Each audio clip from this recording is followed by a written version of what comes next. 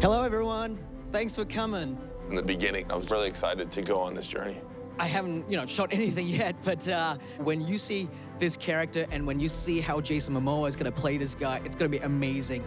Yeah! The original Aquaman needed to get a little bit of a boost. Hello? And so they thought there was no better person to play that than me. How cool is that? I'm gonna be that mother. Casting Jason was a really bold move, and I got to give credit to DC and Warner Brothers and Zack Snyder for making that call 5 years ago. I came into Zack's office and did an audition, and he goes, I want you to play Aquaman. And I'm like, who? You want me to play what? I can just think it's white, blonde hair, shaved, not me. And he tells me the whole pitch, and I was like, wow, hell yeah, I'd love to. Just the idea of having a brown skin superhero, I mean, that's awesome. From the Philippines to Hawaii to Tahiti and Fiji, everyone has their water gods that they celebrate. Ours is Tanaloa and Kanaloa and Maui, and it just made sense. But you can't say anything for, at least a couple of years, and it sucked. I can't keep a secret to save my life. I buy a present for my wife, and I come home and I want to tell her. I can't keep a secret from my kids, so I hated doing interviews because people were like, you're gonna do Aquaman? I'm like, nope, I have no idea what you're talking about. I mean, I just had to lie nonstop. I told some dude he can punch me in the face, so I still owe him that. But it feels great. At least people know it's gonna come out, I don't have to lie anymore. At last, the reality of it has finally arrived. Jason's big moment, taking up the trident. Ladies and gentlemen, your Aquaman, Jason Momoa! Everybody's talking about Jason at Comic-Con and running out and playing the trident like Jimi Hendrix. He crushed that thing, so Jason's doing his thing. Comic-Con! That was surreal. I've been in that room many times, but I've never ran barefoot with a trident before. That's why fighters don't run out all amped up, because I could barely breathe when I got there. I was so excited. The king is here! Jason's had a long time to really think about who his character is, and all credit to Jason that he was so on board with my vision. I just read James' script, and I'm really, really, really, really happy and stoked. Aquaman really is a classic story about a guy who feels like he's from two different worlds, and ultimately he doesn't feel like he belongs to either one. That resonated with me instantly. Being born in Hawaii and raised in Iowa, being split between my parents, it's just you're not really knowing where you're. One place you're a white guy, over here you're another thing, so it's just kind of like he's the lone wolf in the whole thing, so I definitely could identify with that. Jason knows the emotion of the story, but he also worked out so much, getting all that muscle definition to get the body of a leading man. I think James wants me really slim, and so I get like 2.5 months of just doing like fight choreography, and then indoor climbing. Probably just climb a lot. So like your body is constantly working. And then this is some meat. Because I ran out of my house and just threw some meat in my pocket. I always have meat in my pocket, it's weird. This part sucks. In pre-production, Jason spent a lot of time in harnesses on this job, just rehearsing and just sort of defining his movement for his character in the rigs. That's the fun part, is I gotta build his character. So I go boom, and I hit it, and then I can control my whole upper body. I enjoy the creative aspect of that. It starts to take its toll after 12, 13 hours a day. It's like a giant giving you a wedgie, but you're stuck in the wedgie. Just stay in the wedgie for a while. Yeah. Ah! And it's not a comfortable thing, those rigs. Oh yeah, that's nice and tight. Drop me, Jack. Jack, you have the most important job of getting me the out of this thing, okay?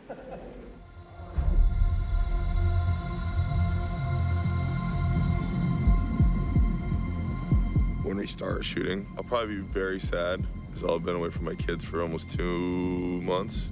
Yeah, I'll probably just be missing my family, man.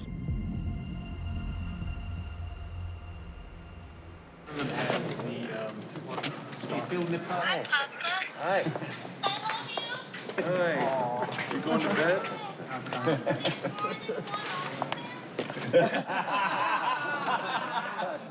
Heck no, there's not. Baby. These guys are imposters.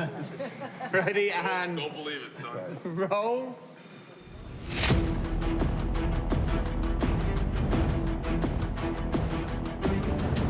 What's up? Aquaman's gonna save you.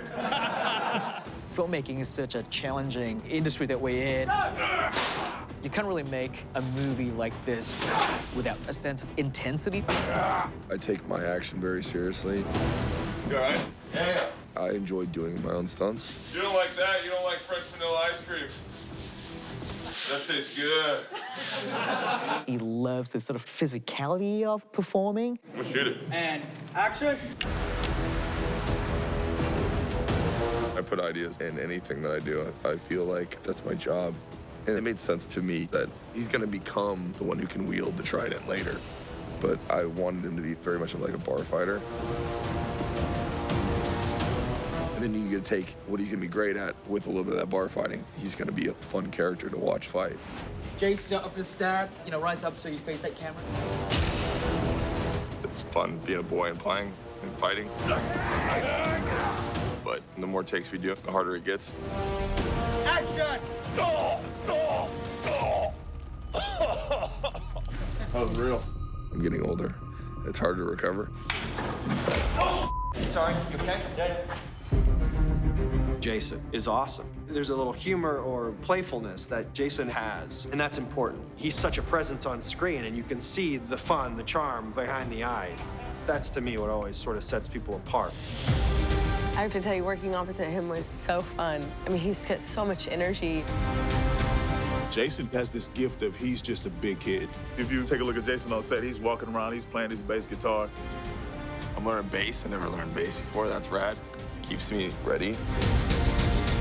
He's been in the business for so long, so he's a mentor to me. I watch how he works the set and how he's very attentive to the shots and the details, and, he's on top of it. Can we go a little higher?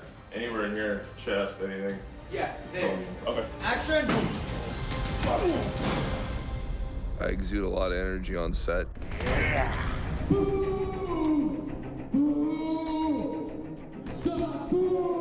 Sometimes I love to kind of roll my actors up, and when it's a big scene where they're supposed to be like thousands of people around, it's cool to just get on the microphone and just yell at the actors. Get out of here! Get out of Atlantis! You're not welcome! The crowd is so against Jason, so the idea to just boo him was fun. So Jason's making fun of James for, trying to act like the crowd. Sure, James, I love the idea. I think we're gonna need someone else to say it. Just act, Jason, really. That's all you gotta do. Just act. Yeah, just act, Mike. I'm not like you, Patrick. He's such a larger-than-life character, but when you get to know him, he is such a family man. He loves his wife, he loves his kids, and that's what he lives for. I love you. I love you. Whether people understand it or not, it's a lot of travel and away from home. I've never went 2 months without seeing my kids, so. If you interviewed me a month ago, I was in hell. But my family's in town, so my wife, my children are with me, which has been amazing. And when Yahya walked out in costume, my son was there. And that was cool, because my son just ran at him. And I was like, don't, it's like I don't know how much that suit is, but don't keep that suit, I can't afford it. Hi, Mark.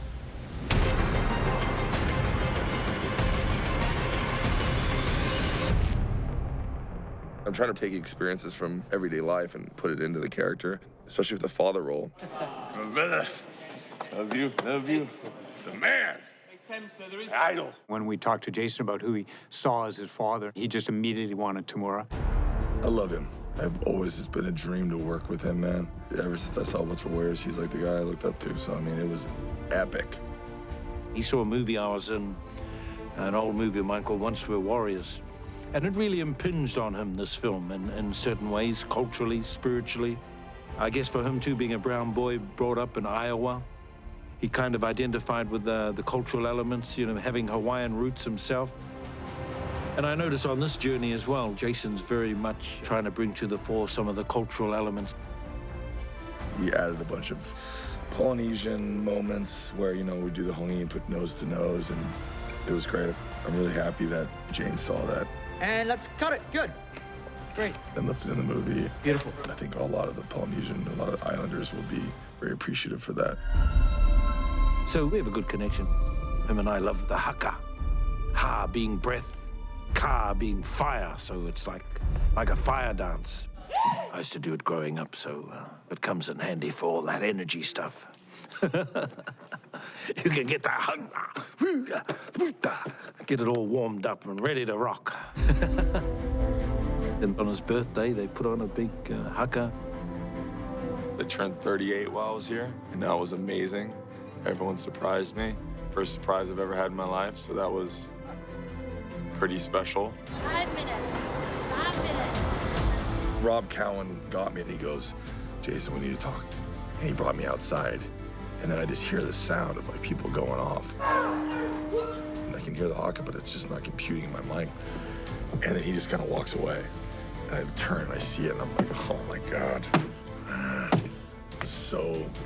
They got me so bad.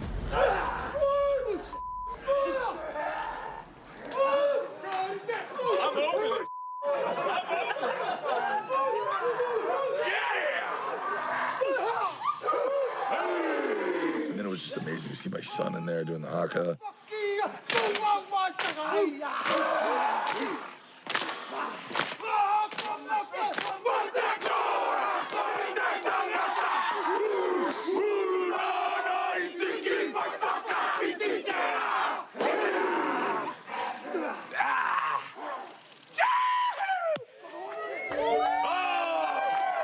It was powerful. It's the passion, and it's really, really, really beautiful and special. That was unbelievable. Everything about him comes back to the fact that he is such a loving dad, a loving husband, and that's the most important thing to him. Greatest birthday ever. And I wanted to bring his personality out of the real world and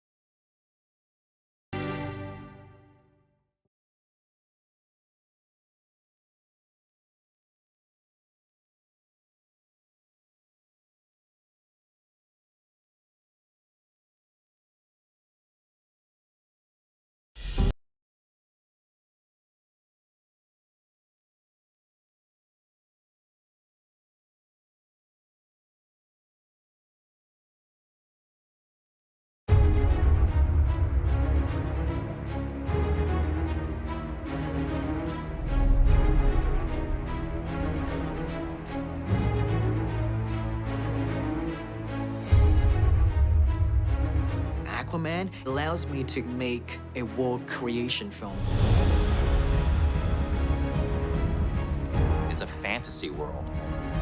So literally everything has to be made up. From James, it's one of the most exciting parts of the process. It's challenging because you're designing a whole different world that we've never seen before, and you're doing it from scratch.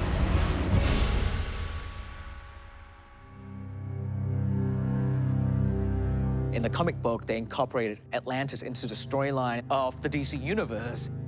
And I really love to dive into that world and basically create my version of what Atlantis would look like. And so to do that, I have to go further back, give it backstory. And some of it I pulled from the mythology and legends that we're familiar with, but other things I get to kind of create my own. Our Atlantis is a civilization that has been around for a long time. They're way more advanced than everyone else was at that time, thousands of years ago. And so I went and talked with my production designer, Beall and just designed the world with him. Me and James, we wanted to make a neoclassic culture that was on the verge of like digital technology, because they weren't like a primitive culture that went underwater. They're already pretty advanced. But the thing they invented gave them power to live underwater. One of the things I really wanted to jump into early on is just getting the aesthetic correct. And we have an amazing army of concept designers and artists who are so brilliant in what they do, and just bring them on board early on and just talking to them about the look, the style, and the kind of flavor that I'm going on for the world. I'm a very hands-on designer. I love drawing myself, and so I'll kind of get in there, be behind their shoulders and kind of go, oh, what about, if we draw the trident more like this? Maybe just skinny up.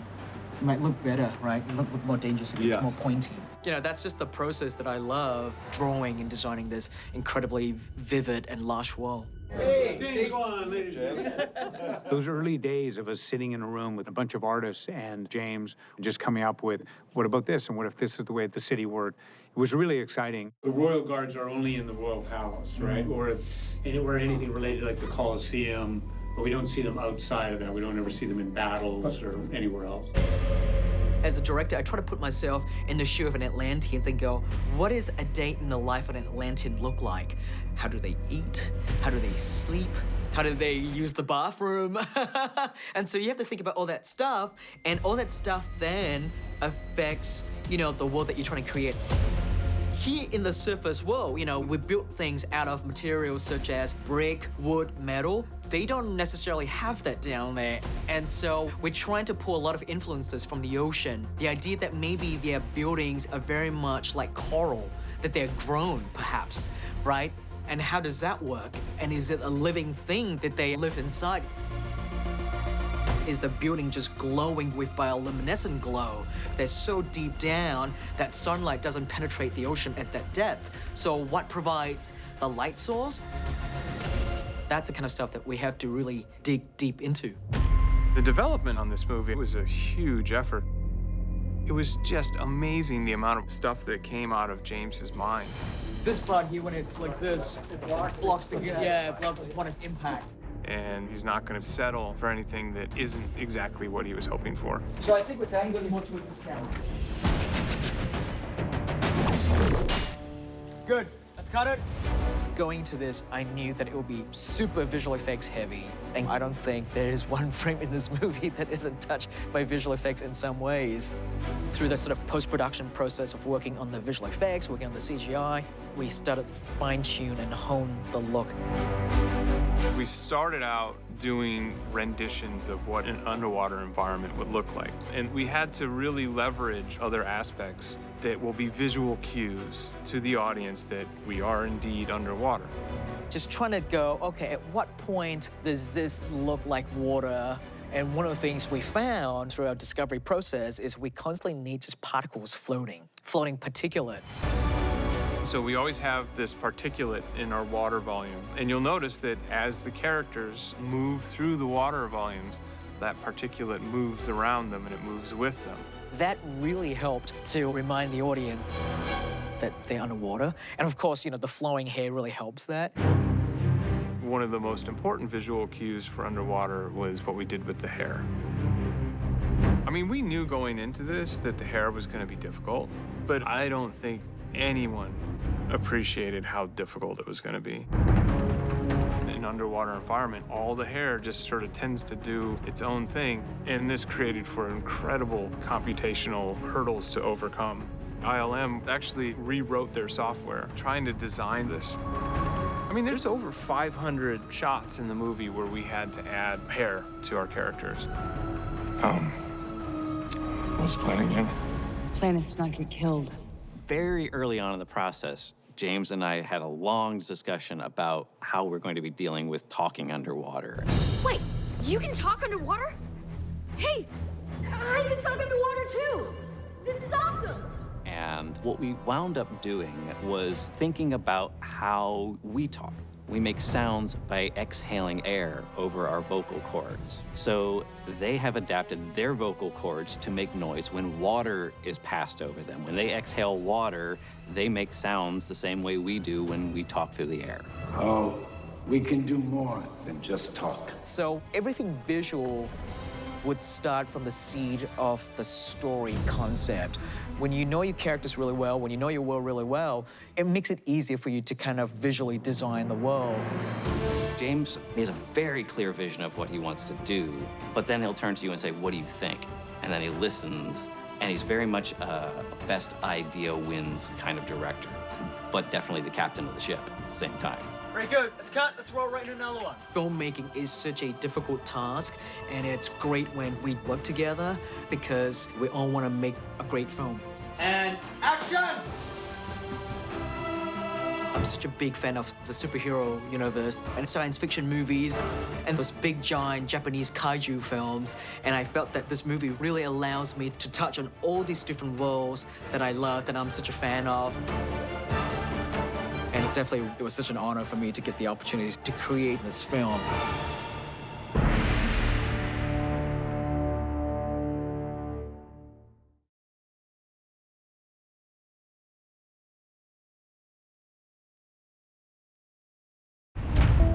Black Manta, Aquaman's most iconic foe. Pirate, mercenary, supervillain. What's going on, people? My name is Yahya Abdul-Mateen II, and it's been my pleasure to bring Black Manta to life in James Wan's Aquaman. When I was casting this role, I started to research everything there was to know about this character. What is he like in the comics? And why is Black Manta so obsessed with Aquaman's destruction? It turns out Black Manta is a lot more than just a big, scary helmet.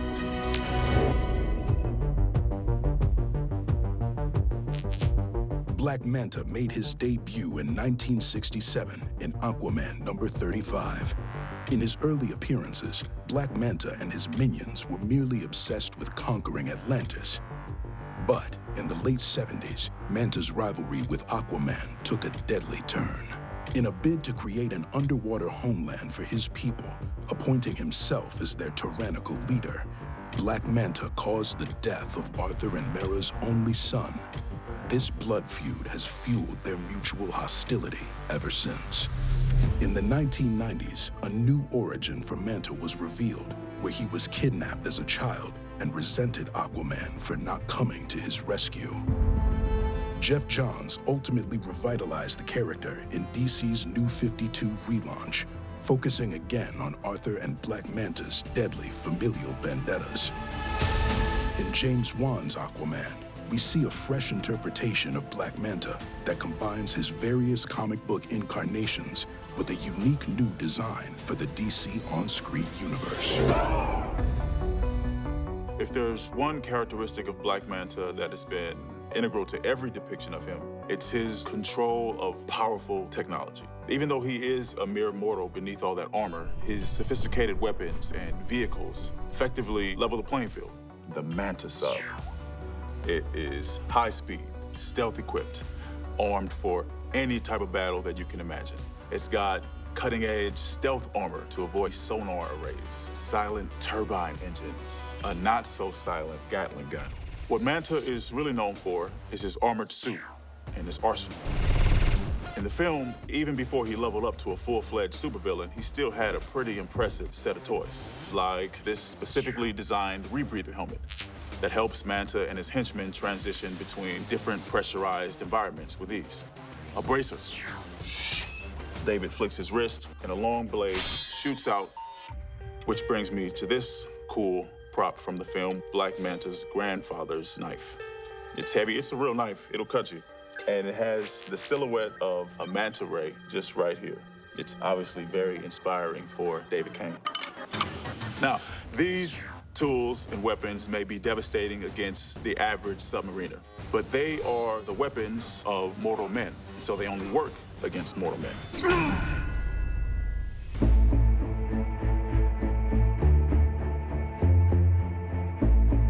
With this new suit, made from the deconstructed Atlantean technology supplied by King Orm, he's able to transform himself into a formidable adversary for Aquaman.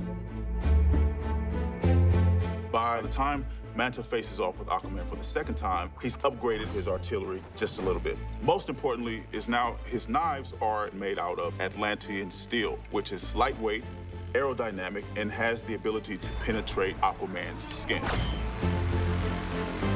This gauntlet, it fits onto the arm, and with a simple flick, it shoots out Now he can move his arm faster and be even more deadly. Manta also sports another gauntlet that has an electrified harpoon cable. This high-velocity harpoon sends a powerful electric current into Aquaman or any other enemy silly enough to get in his way. This bad boy that we're looking at right here is Black Manta's hydroplasma rifle. It is badass. I mean, it's about 40 pounds, but once you have to pick it up 10 to 20 times for takes, it starts to feel like it's 100 pounds, right? It converts water into plasma rays, and when you pull it, it makes a lot of noise and causes a whole lot of destruction. Black Manta, being the genius that he is, converts it into technology for his own Manta suit. One of the really cool features that you'll notice if you look at the movie, there was a red light originally at the top of his gun. It becomes part of his spine on the Manta costume. And when it's all the way lit, that's an indication that you should get out of the way.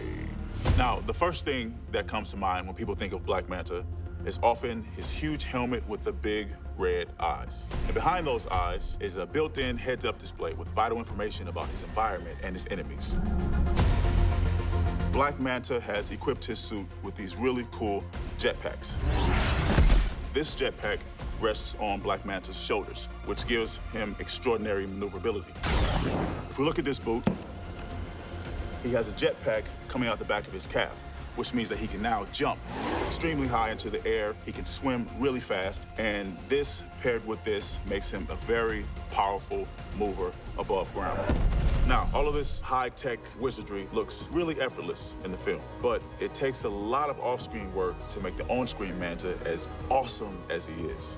In real life, the suit is not powered by some futuristic saltwater engine. It works on the fantastic effort of the crew and the designers who helped to make this film look great. So, thank you to you all for helping me to look as badass as I did in the movie. It's been an amazing adventure bringing Black Manta to life. And you know, we haven't seen the last of him on film. So stick around and we'll get to see who's the real king of the 7 seas. Spoiler alert, it's this guy or that guy. I think it's that guy. Peace.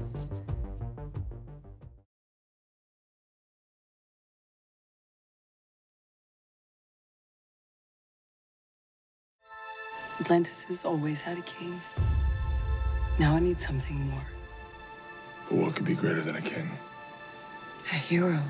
Between the two of them, between Nicole and Amber, they bring so much emotion to these two characters, and I'm so lucky to have them in this film.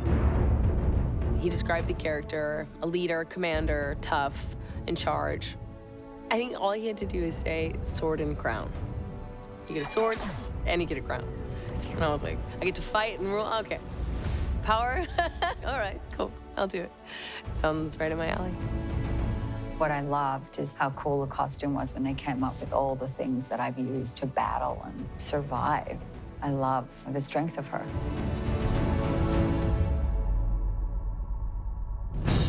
Amber, you know, one of the things that struck me when I first met her was just how charismatic and charming she is. And Mera is such a strong character. In the comic book world, she's actually more powerful than Arthur is in a lot of ways. She has powers that even Arthur doesn't have. She's a strong woman. I mean, she could kill me, really. I mean, she sucked the water right out of me. She's got this amazing power. You know, I don't even know your name. It's Princess Mera Jabella Chala.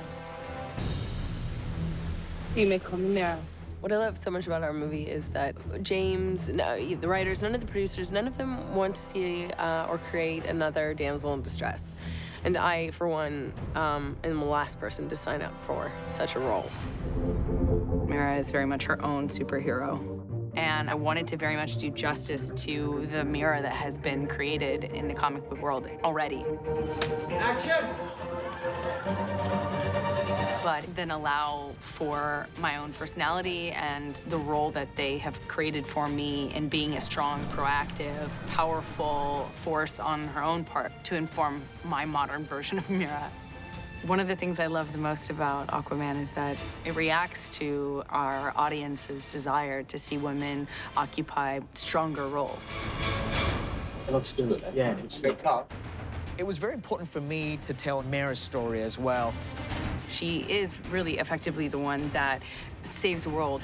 I need you to come with me to Atlantis. If it weren't for her, none of it would happen. Our lead characters go on this crazy, fun journey, and along the way, it's like a rite of passage story. They learn who they are and what they're meant to be. She's destined to fulfill that role that Queen Atlanna filled before her, a true Atlantean queen. You've been here alone for 20 years? Yes. The emotional spine of this movie really is Queen Atlanna. So much of the movie is happening because of her. It was super important for us that we cast the right actors for this role.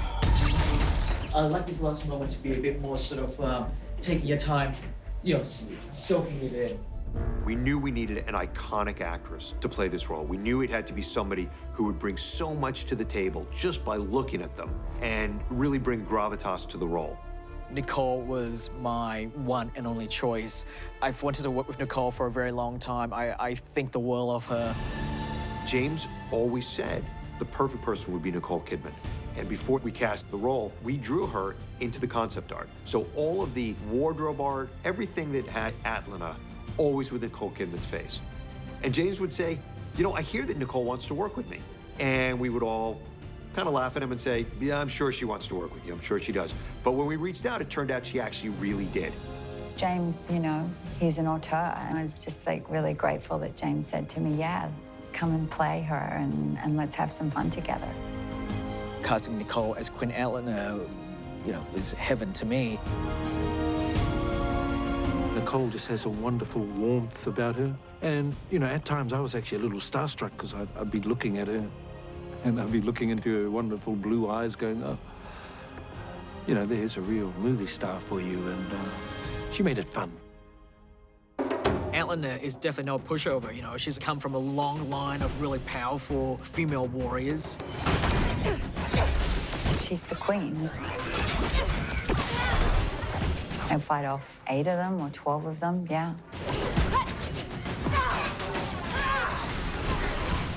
It was easy. Nicole just comes in and just blows us all away. She's so incredible at what she does. James told me that I would get to have Jason as the baby, and then I get to be his mother when he's grown up. But that I've always seen it in him and knew he was going to be the king. That's what a mother knows. That's a mother's instinct. One true king. The women in this movie are super important. They bring the best out of him.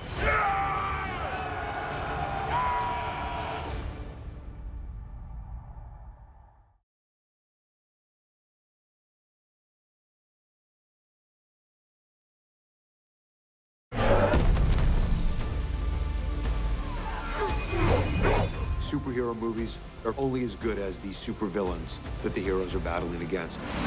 Orm and Black Manta delivered on all fronts.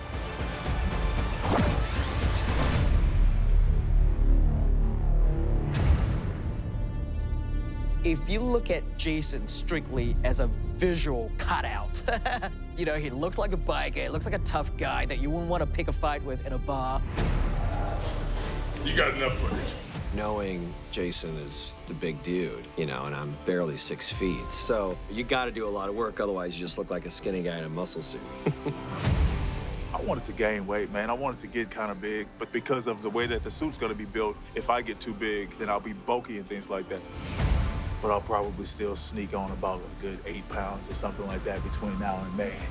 They won't notice, or they will, but they'll deal with it. When we made Patrick the offer for King Orm, obviously he knew that Jason was playing Arthur Curry, he said, I am going to start working out this exact instant. We've been busting our ass so much to try to give him a formidable opponent.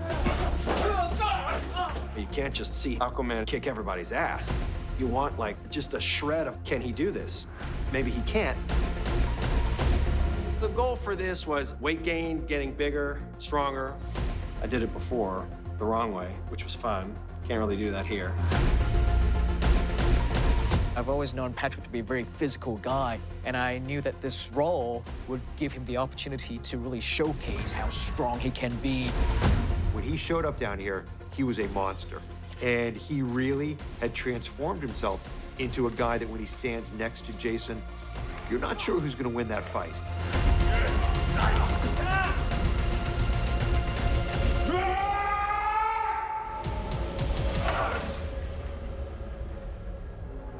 I got my mind blown by Patrick Wilson on my first day, and I said, oh, that's the movie that we're doing. A lot of my job is to work out and, you know, clank an iron. It's like you playing a sport or something like that, and then someone gets a little bit more physical. And then you say, oh, okay. Oh, it's like that. We're playing like that. Game on. We need badass Black Manta. And it's unfortunate that we couldn't get him, so this guy'll do. I beat the shit out of him, so, you know. Lift your head. You look sad. I know you do. You're like, oh. As long as I can look really good for my shirt off scene and steal all of Jason's fans. I want them to say, I want Black Manta to win. I'm the good guy. No. Yahya is just terrific, and I think he's brought a sense of intensity to the role. I have a shirt off scene that's coming later on. We did a screen test. James said, hey, let's just zip that down and let's just get some shots. So I zipped it down. I came back a couple of days later and they said, hey man, I think the shirt's gotta come off, man. We gotta do some rewrites, you know, so. I'm happy about that. Because there's numerous characters in here, we start out in the drill process to see what their strengths and weaknesses are, and we build on their strengths, and that's how we choreograph their fights. If you're bigger and stronger like Jason, you're gonna make him look brute power, strength, more like barroom brawler. But you still have to have a little flair to it. And then Patrick, he's the king. He has a kind of arrogance. I am the one true king. And we also wanted Orm to be a little more flashy, so it's a little more fluid than maybe a little less brute than Arthur has at some points. And then, of course, there's Black Manta, who's a pirate, and you just want to make him more like the street. You know, he's not a superhero, he's just a scrapper. He's a scrappy fighter. So that's how we designed his fights. We fight with our hands and we fight with whatever we can find and pick up. I got my gauntlet that comes out.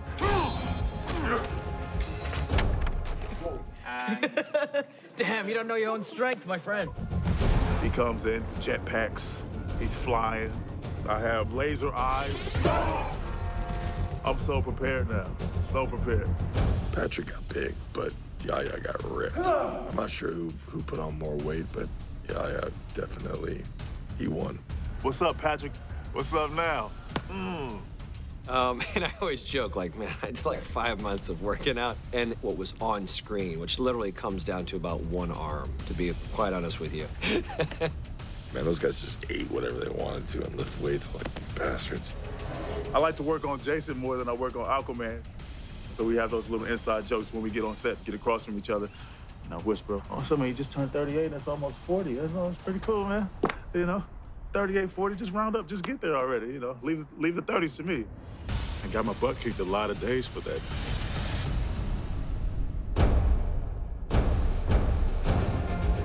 I mean, these stunt guys are just unbelievable. They really are. The whole team, from top to bottom, you know, really make us look great. We teach them the moves, but they're the ones that bring it to life. The best thing about playing a villain is that you have the best lines. I think I'm gonna need a bigger helmet. And you win all the fights except for the last one. And if it wasn't for that darn Mera, I would have had him. It would have been a much shorter movie.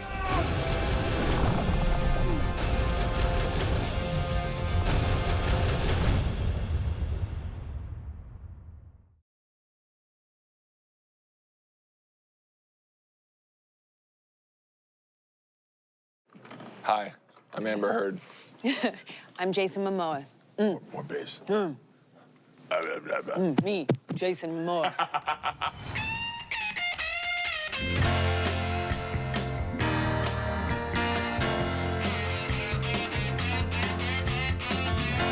Me and Amber, we're two peas in a pod. Jason's the biggest person I've ever seen with all of his energy and his Jason-ness. Come at me, boy. But I'm much more powerful than Jason. When I saw Amber's chemistry with Jason, I just thought, wow, these two people are so incredible together. There's obviously a great connection. We're getting close now. Getting close to what? Dying of thirst? Getting close to being Reset. We're kind of like the same, except for different genders. It's Amber Heard. Jason and Amber's relationship is awesome. They don't hold back. We get along like a house on fire, so we have a ball. Should we high five? I feel like it's a high five moment. We have very much a lot in common. We share each other's pain. We're supportive of that. We laugh a lot. She reads a lot. I play a lot of guitar on set. We're both working on our crafts. Whoa! Got it? Theater! And a lot of the moments are just us being us. The tuna ship's been marinating in chum butter. I'm looking to smell like butt rot. That'd be an improvement. It has a little bit of Han Solo and Leia vibe, and I enjoy that little bit of humor that's in there and the levity. Look what I found. What you found. It's nice to see their relationship evolve through that kind of playful banter. Not bad for an imbecile. Not bad at all. Mera's a badass. She's her own character. You know, she saves Aquaman. Your help? I'm the one who just saved you. Very nice. That was pretty good. I know. I did suggest alt title of Aquawoman. They're both strong. And really good looking. I mean, really. The Aquaman shampoo ad. Looking for that wet look. Arthur and her are completely different people, but through the course of their journey, they bring out the strengths in each other, and you kind of fall in love with them falling in love. Arthur, stay with me. Seriously, just kiss me already. You're waiting for her. I can't take you seriously looking at you. Oh my God. Cut it! I think we did a good job.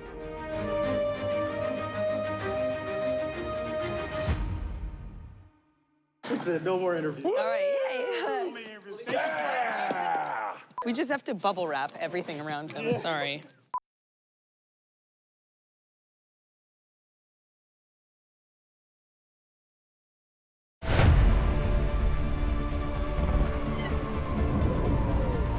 One of the things I said very early on to everyone involved is I would pitch to them. I said, I want to create a dogfight in outer space. We've seen in many science fiction movies, you know, the ships flying around, shooting and blowing up and all this stuff. It's not until the ships get so close to you that you realize that, wait a minute, it's actually underwater. The film showed an incredible battle. You know, soldiers on shark back and weapons of major destruction.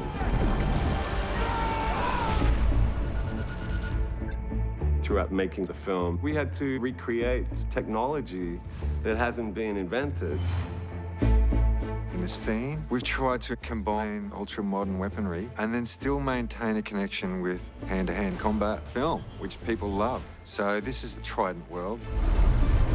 This is King Atlan's trident. This is the Holy Grail. But one of the most important bits of design was to have these Atlantean inscriptions on the thing. So this is King Arms. It's quite extraordinary. There were certain shapes that we thought, okay, we can honor the original artist of these comics, but it certainly made it our own. The Brine King has a big, powerful crustacean kind of weapon. King Nereus' trident is great.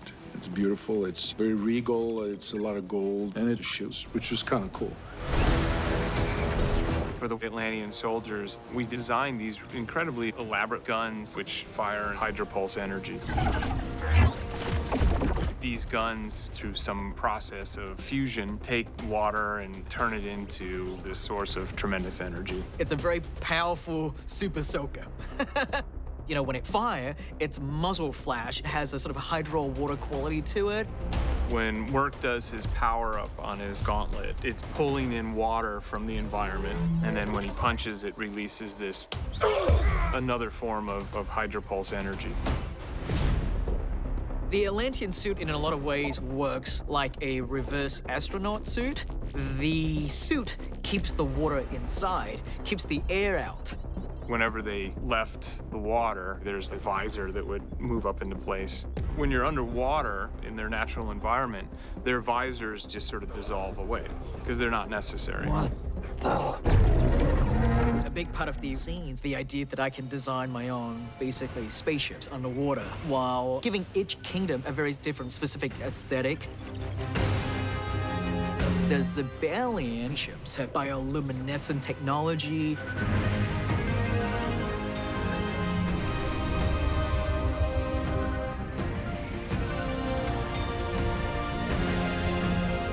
The fishermen people, they have ships that look very much like ocean life form.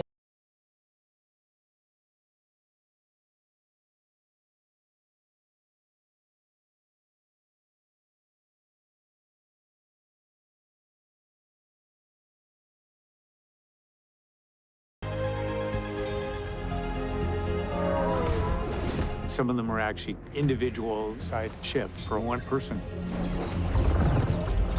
The Brine Kingdom, they're actually a really cool part of the battle. So they have like these crab guns, and they grab up lava.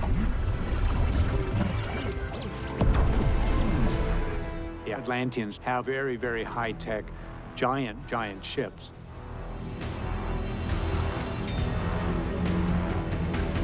Some of the Atlantean ships look like stingrays.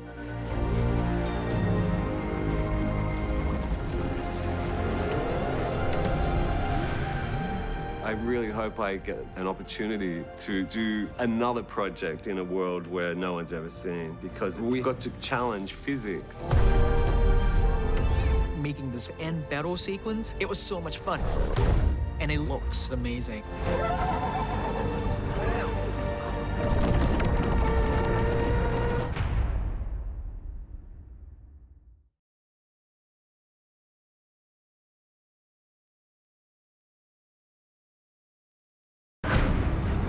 One of the most fun things for me about making this movie is designing the different creatures that populate this crazy underwater world.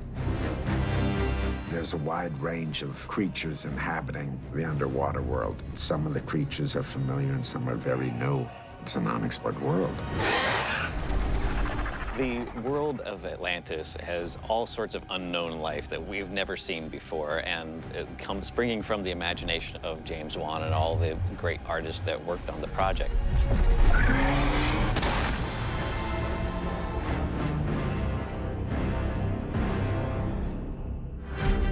Aquaman riding a seahorse is one of the most absurd images from the comics. And one of the challenges going into this was, how do you get past the sort of joke of Aquaman riding the seahorse? What James wanted to do was embrace it. Let's not pretend that these aren't the iconic images of Aquaman. Let's make them cool and make them awesome. Going into it, I wanted different animals to differentiate the two separate kingdoms. With the Zebalians, they have taken to seahorses. And the king rides in on a beautiful, majestic sea dragon. They do feel like ancient knights, but with a sort of fantasy science fiction twist to it. Meanwhile, the Atlanteans have domesticated and tamed all the really dangerous sharks.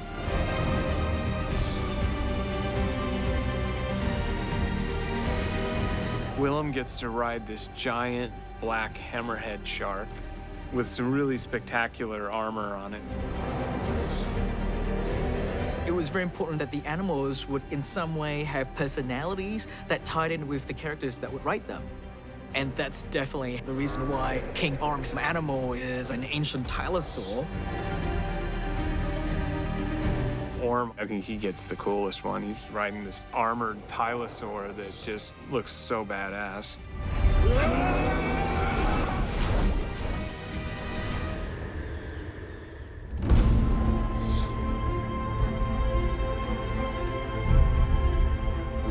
7 kingdoms of the underwater world. And one of the kingdoms is known as the Fisherman Kingdom. These are more like mer people. They're peaceful, docile people. The fishermen people are more intellectuals, scholars, and artists. They are ones that want to make peace with the surface dwellers. That initial design work had started, I think, early on with James and a couple illustrators, but way down the line, even into filming, we were still redesigning those characters. They need to be more grounded and give them a bit more humanity, so we went in and redesigned them and kind of created class systems as well. Like you see the soldiers are very fish-like, where you look at the royal kingdom and they're very evolved and more human. The fishermen people are basically a combination of practical makeup effects and a lot of visual effects augmentation. We did full bodysuits from the waist up with silicone hand appliances and full silicone face pieces, cowls, contact lenses, and teeth. The only part that we may have in visual effects is a little bit of gill movement, but overall it's a full prosthetic makeup. Prepare your armor, your Royal Highness. We move against the Brine Kingdom at once.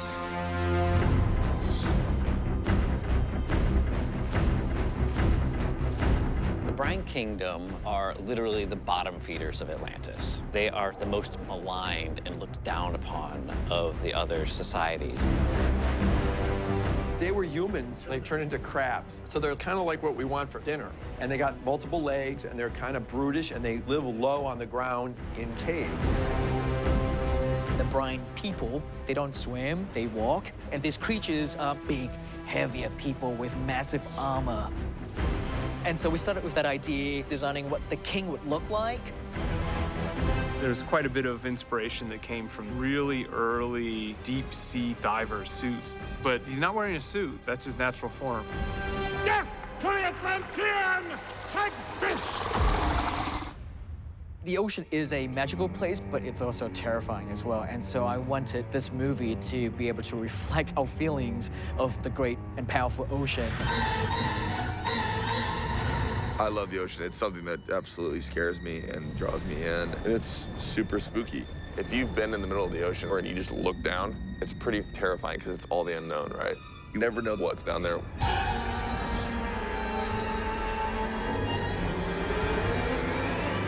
With the Trench Kingdom, I had a great starting off point because they're featured very prominently in Geoff Johns' New 52. And so I used that to dive into the world of the Trench Kingdom. These scary, trench-dwelling, cannibalistic creatures. But through that idea, I started to develop something that's a bit different. In the comic book, they have big, giant eyes. But I started to realize that these characters probably would not have eyes, because when you're so far down, the sun doesn't penetrate that far and there's no light. If anything, they're afraid of bright lights. And so then that started informing what the creatures would really look like.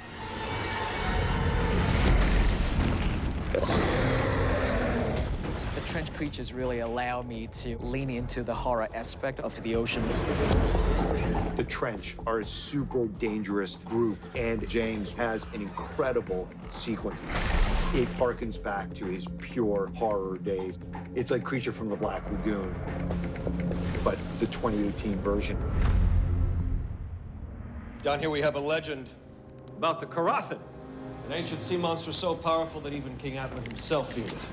And now the beast has awakened.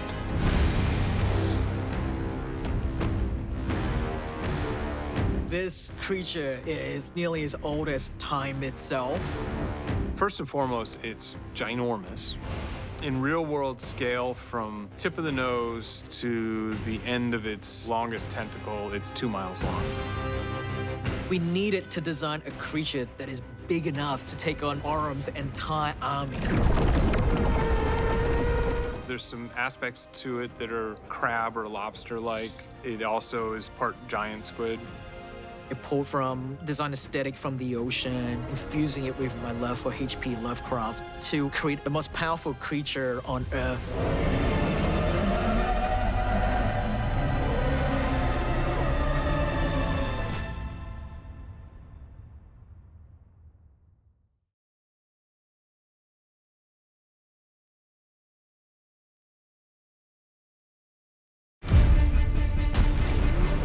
This is a movie that relies very heavily on technology to make the underwater Atlantic world come to life. I think this film is surfacing, if I may use that word, at the right time, because I think the technology has caught up with the storytelling. I don't think 5 years ago you could have made this movie, especially not 10 years ago. So much of our filmmaking process relies on the latest technologies in virtual production. Deserters in the trench had not yet fallen. Lost nation had not yet vanished. Virtual production is the marrying of visual effects elements while you're on set filming the movie. Basically, when the camera is pointed at the blue screen on a particular monitor, we can actually see a version of the background that will ultimately exist when people see the film. It's interesting. They show you this previs, the pre-visualization of what the scene is, which looks like a video game. We had to understand how the characters were going to sit on those steeds. We take those previs assets and convert them into a mode where we can use them here on set. We had to design what we call bucks, which were essentially the proxies the characters would sit on that were then puppeteered while we were shooting. We have arranged around the stage a bunch of motion capture cameras. They can figure out what exactly that buck is doing. Then we're able to replace that buck with a CG version of our shark and have it marry up to what the camera is doing, all in real time. So I'd say, come here, this is what it's going to look like. And they'd punch that in, and they would lay over this world so we would have some imagination about what we were going to see. Surface dwellers, to arms! It takes this burden off of the director of having to think, am I framed up correctly? Am I framing for the environment? I mean, is the creature fitting in there? It's slow work, it's complicated work, and then, of course, it's always sweetened by special effects. We built lots of sets for this movie with virtual reality technology. VR is making a big impact in this film. We can look around sets in a virtual space to be able to make design decisions. I've primarily been working on the Manta sub, and VR lets you show people in a really exciting new way because you can actually get in there and test it yourself.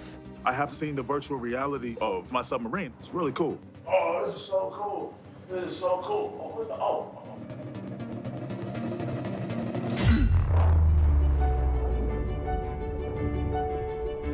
It's pretty phenomenal how, through a combination of high-tech visual effects, as well as more traditional techniques, we were able to make this movie. We did a thing which was like a wall of water, where they came out of the wall of water into a void of no water.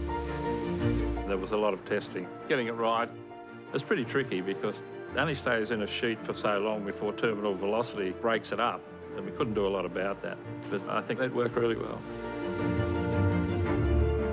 The light was a really important part of creating this reality. The challenge is creating this underwater world in a dry environment. There's a whole way that light travels through water. Anytime you have light crossing through this air-water boundary, you're going to get these sort of natural refractions. It's what you see at the bottom of a swimming pool that says water. It really sort of tells you where you are. So we try to emulate that. We actually have built water trays above us to kind of manipulate the light, and it makes you feel like you're underwater. What we did in some scenes is we created these walls of light. It added another layer to the reality of it. Every single shot has its own purpose-built gimbal rig that allows us to be able to pull off what we need to do.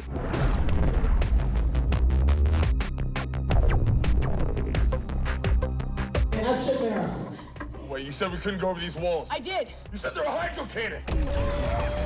When Arthur and Mera are zipping around, we came up with the idea that they would need some kind of windshield to help them be aerodynamic, but the windshield is made from technology that can harden water to give it that glass-like quality to it. But inside the ship, there's also water.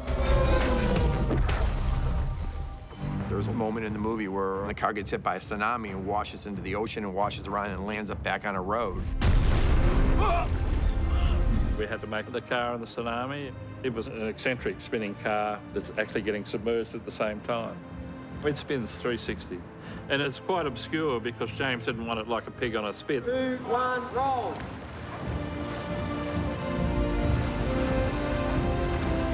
I think ultimately, because James and everyone involved did such an amazing job of embracing the aquatic technology, everything is just really well executed.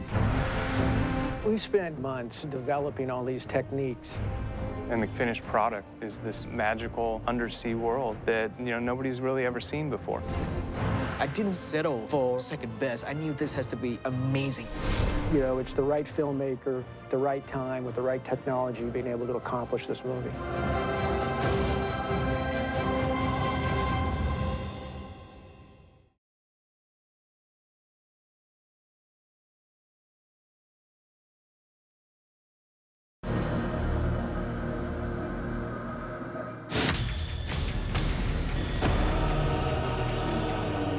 Permission to come aboard.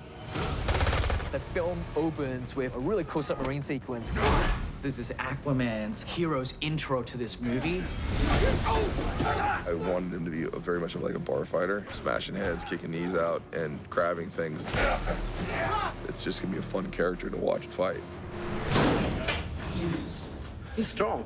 Even without his superpowers, he's strong. And I barely used any force on that one. The submarine set piece was literally the first day of photography. You know, there's no better place to start than at the deep end. First scene, I got my helmet on, my tubes. Helmet comes off. You know what I mean? It's the most badass thing I've done on film, like, thus far. The location has been somewhat of a challenge because of how confined the space is. Tiny quarters, big wire gags. Everything was steel, metal, aluminium, hard edges. It was a good way to start the film for us.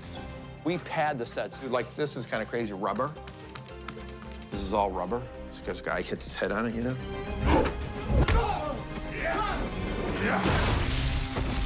We throw people against the walls, and these are rubber stairs. We've gotten very good at molding rubber things. Jason's great. He's really good with us and looks after us at the same time because he's a big boy, so we make sure he gives us the right amount of strength but doesn't hurt us. Jason's a pro. He's like an expert at hand-to-hand combat and things like that, so I just follow Jason's lead on that stuff.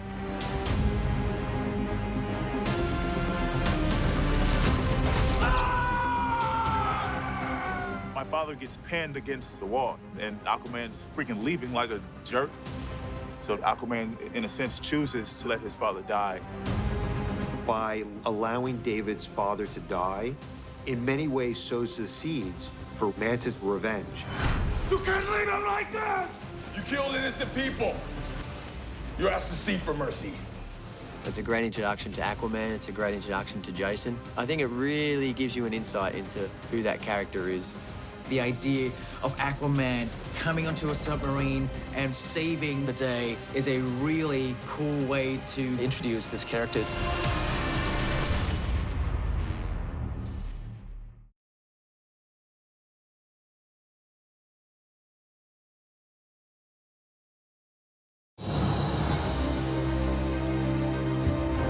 Mert crashes down here, right?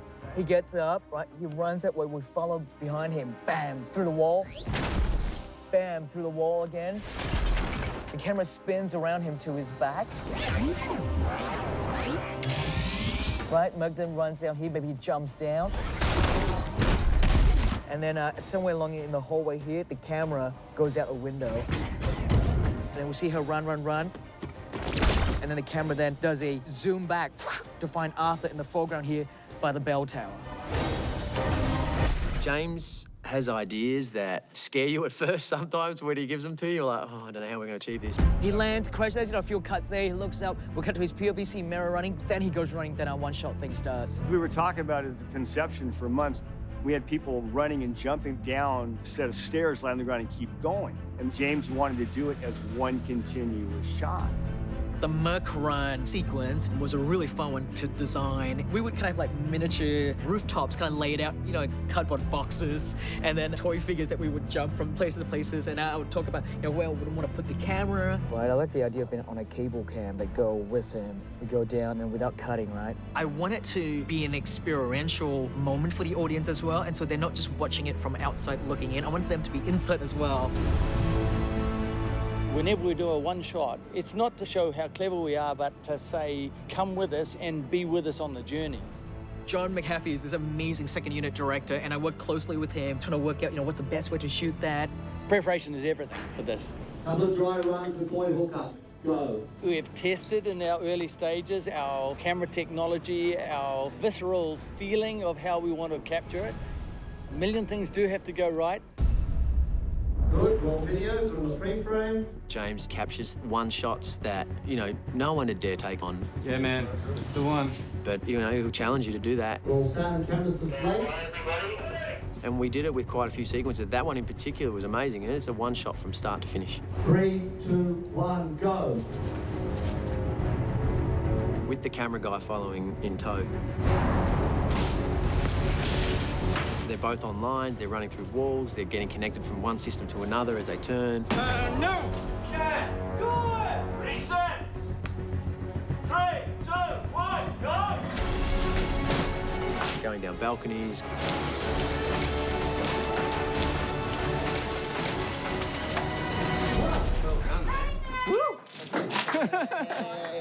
God, brother. Yeah. If I have 3 different set pieces happening at the same time, I love to sort of find a way visually to kind of bring and tie them all together in post-production. And we start out with that long Merc run, and then at some point we leave him, and then we go see who it is that he's chasing, and that is Mera in this case, running across the rooftop.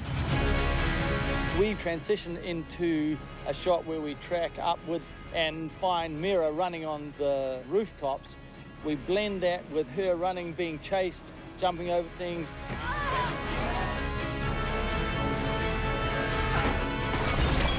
And the camera keeps pulling back. Then we go to Arthur and like Manta at the end. It's all over the place. And so that just adds to the visual interest of the sequence. It's hard to reinvent the wheel, but I think what James really does well too is give you a different way to view the wheel.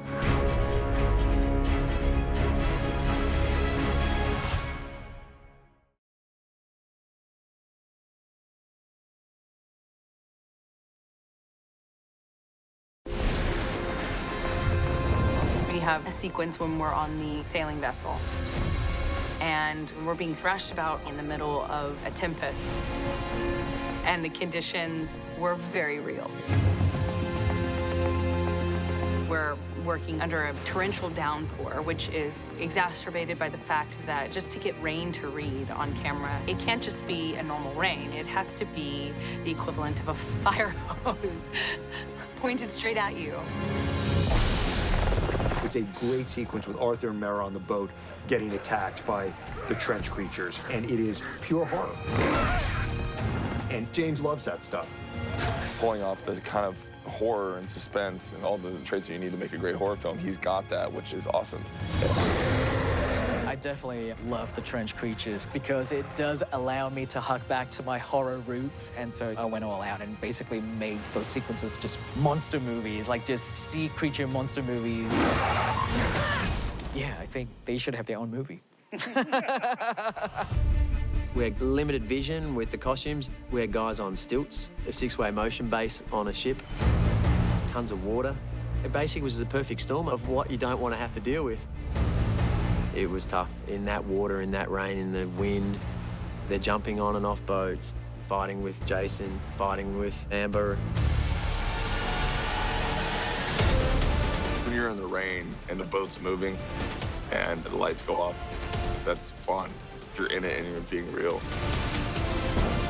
They're from the depths, they're scared of the light. It was a lot of fun. That was like real movie making. Throughout that whole sequence, it was James' idea to use the lightning to like strike the water and light the water up from underneath. And so you get this beautiful subsurface lighting quality where you get this sort of emerald green coming through.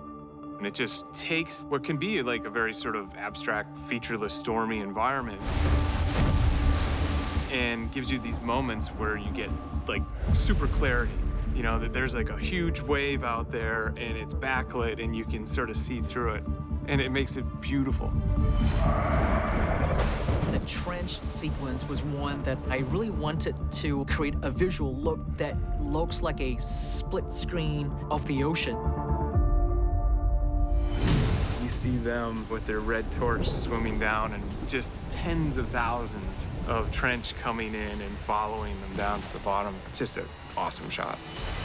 That part was really fun for me, trying to come up with a cool approach to digital filmmaking and to kind of challenge myself to do stuff that I haven't quite seen before. When the trench is swarming underwater, James is like, oh, wouldn't it be great if they're just like doing this sort of corkscrewing, double helix sort of pattern? It's really cool, really well done. We treated these creatures like pack animals, where they work in a cohesive sort of team kind of way. And it just took it from something that just sort of felt like, you know, flocking or swarming, and just give it a lot more visual interest. So it was a fun one to dive into.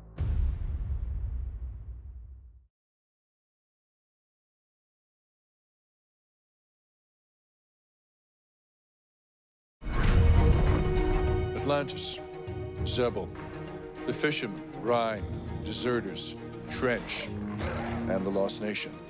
These 7 kingdoms make up a rich, complex undersea world, with mysteries waiting to be revealed to surface dwellers for the first time. I'm Dolph Lundgren, and I play King Nereus of Zebul in Aquaman.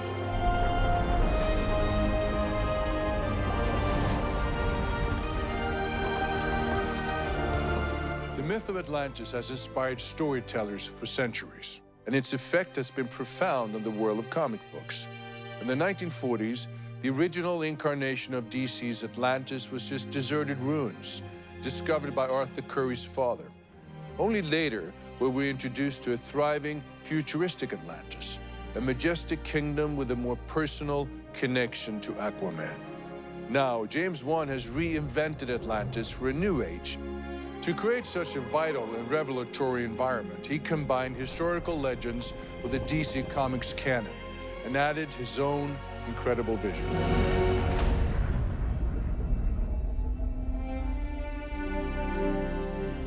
James Wan's kingdoms are so compelling because they have history. They're established nations with deeply felt roots and traditions. In the time before the Great Fall, ancient Atlantis was a culture on the verge of a digital revolution, but their civilization was inevitably doomed to crumble under its own might.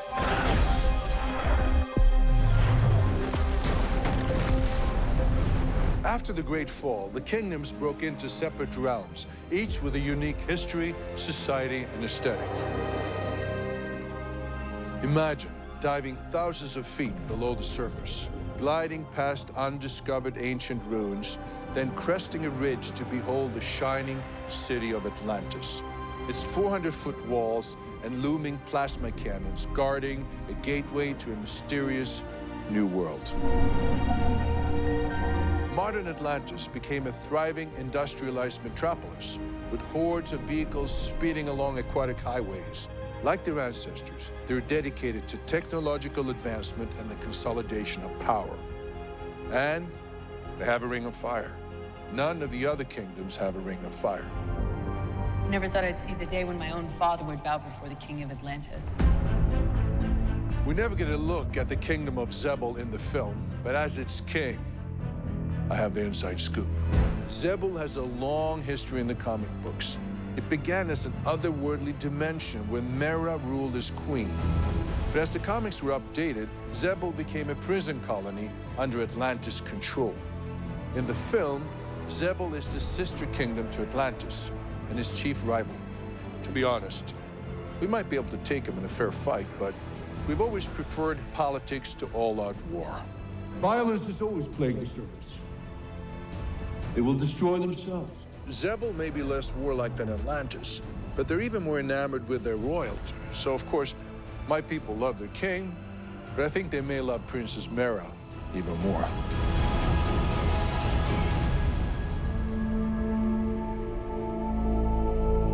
The Fisherman Kingdom is a peaceful, intuitive culture whose fish-like physical evolution is the source of mankind's mythical stories of sirens and mermaids. Their architecture has a Gothic feel, which is fitting for their more philosophical, poetic way of life.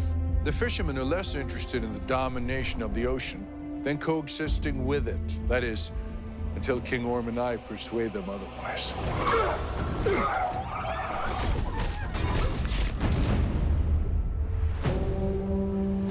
Choosing to harness the power of undersea lava flows, the brine have taken on the attributes of massive armored crustaceans.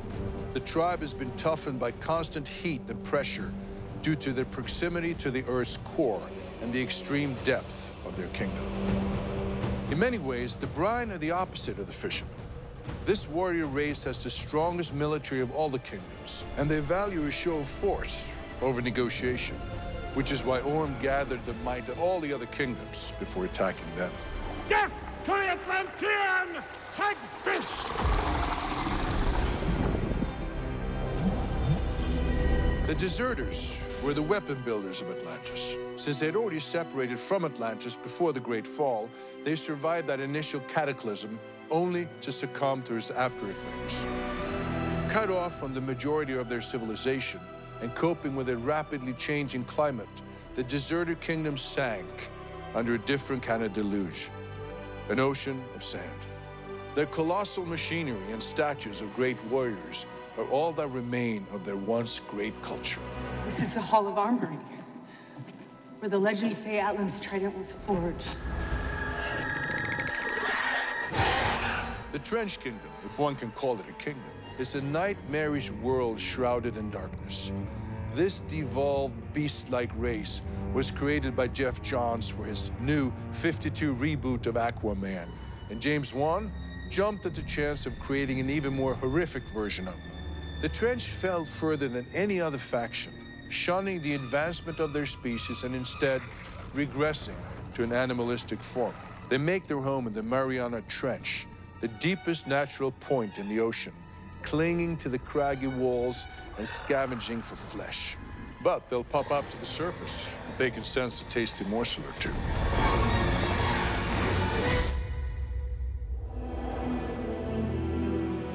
The headless statue among the Council of Kings is the only clue we have about the mysterious lost nation. Who were they? Where are they now? Perhaps we'll meet them in the future. With Aquaman, James Wan is giving us a visionary take on an ancient world. We've seen the kingdoms of the seven seas rise, fall, and rise again. It feels like its story, and Aquaman's has only just begun.